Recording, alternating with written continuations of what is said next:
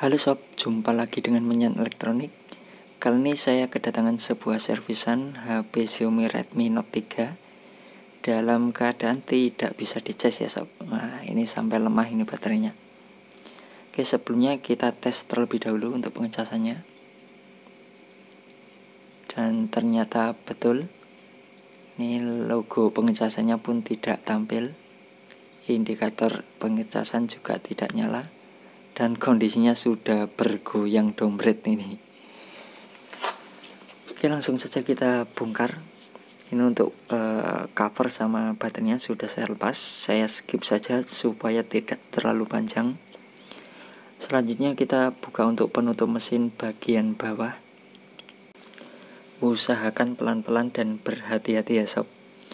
Jangan sampai gerusak-gerusu, nanti hasilnya kurang maksimal.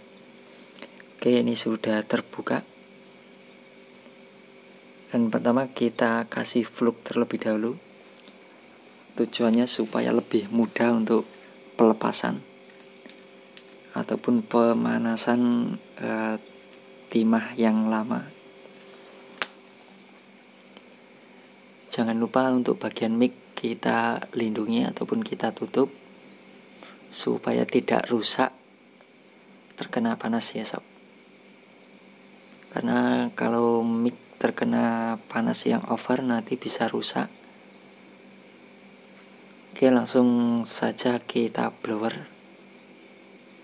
Jika sobat di rumah tidak punya blower bisa pakai solder.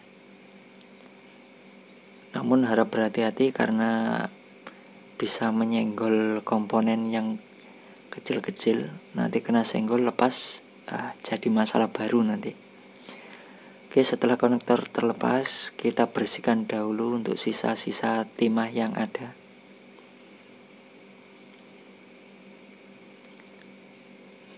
Oke, sudah bersih nih sob. Selanjutnya setelah kita bersihkan, jangan lupa bersihkan juga pakai thinner ya sob.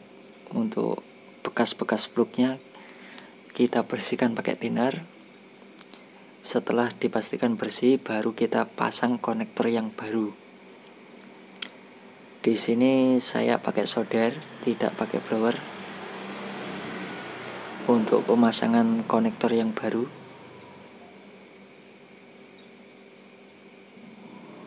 Harap presisikan betul-betul, jangan sampai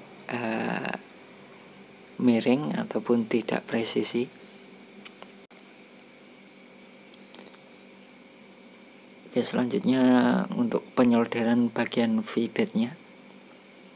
Ini harap berhati-hati karena jarak antara kaki pertama sampai kaki nomor 5 itu sempit sekali jaraknya. Dan bisa juga bersenggolan dengan komponen yang lain. Jadi harap berhati-hati ya sob saat penyolderan bagian ini. Bagian jalur V-bednya. Supaya tidak terjadi short ataupun konslet. Jadi perhatikan betul-betul, jangan sampai ada masalah. Intinya perlahan saja asal pasti. Jangan gerusak-gerusu, nanti hasilnya pun kurang memuaskan. Oke, setelah selesai kita bersihkan pakai thinner ataupun pakai minyak kayu putih juga bisa. Lalu kita gosok pakai sikat. Oke, setelah sudah selesai ataupun dipastikan sudah bersih, lalu kita pasang kembali.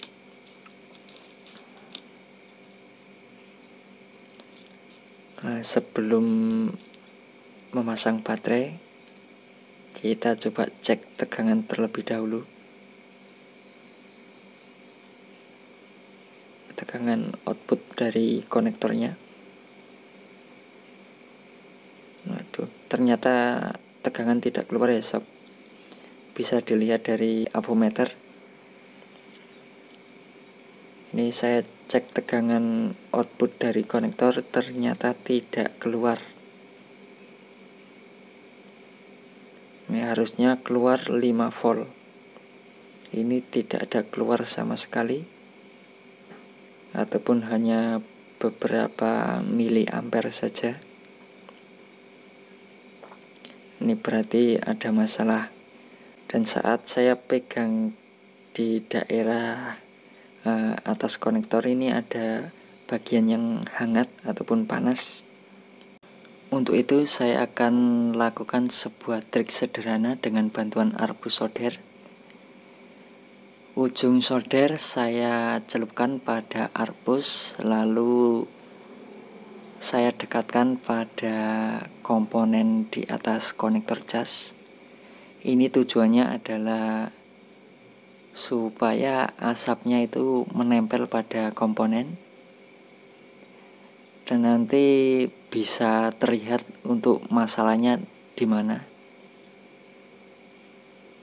Oke, langsung saja kita tancapkan pada konektor casnya ataupun colokan casnya. Dan bisa dilihat sob, komponennya ada yang meluber ini. Nah, arbusnya terbakar ataupun asapnya menghilang. Ini dipastikan komponennya bermasalah. Ini adalah sebuah kapasitor. Ini dipastikan bermasalah, bisa jadi short. Oke, langsung saja kita eksekusi. Kita ambil saja ataupun kita congkel untuk kapasitornya. Jangan lupa dikasih flup terlebih dahulu ya sob, baru kita ambil untuk kapasitornya. Di sini saya kasih sedikit timah biar lebih mudah untuk mengambilnya.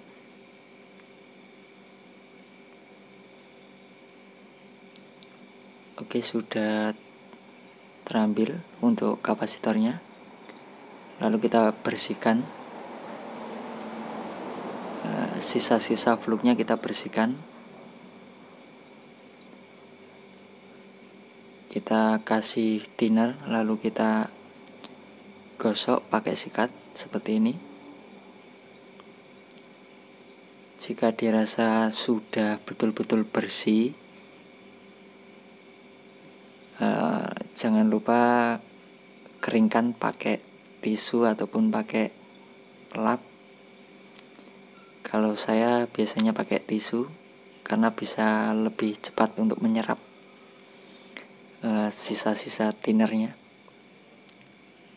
Oke sob, setelah saya lakukan pengecekan, ternyata tegangan sudah keluar tadi. Oke, sebentar, kurang pas ini. Nah, bisa dilihat tegangan outputnya sudah keluar ya sob. Ini sudah dipastikan aman, terkendali. Dan ini adalah bagian yang kita ambil tadi ya sob. Ini adalah kapasitor yang kita ambil tadi. Ini tidak usah diganti, tidak apa-apa. Namun kalau diganti itu lebih bagus lagi. Beda lagi kalau dengan resistor. Kalau resistor itu kita harus menjempernya pakai kawat ataupun kita ganti pakai resistor bekas cabutan dari handphone lain. Kalau kapasitor itu tidak usah diganti, tidak apa-apa. Namun kalau diganti itu lebih bagus, disarankan diganti. Saat baterai sudah saya pasang, lalu saya lakukan pengetesan, indikator sudah menyala sob. Oke sob, itulah tadi cara memperbaiki HP Xiaomi Redmi Note 3 yang tidak bisa dicas ataupun not charging.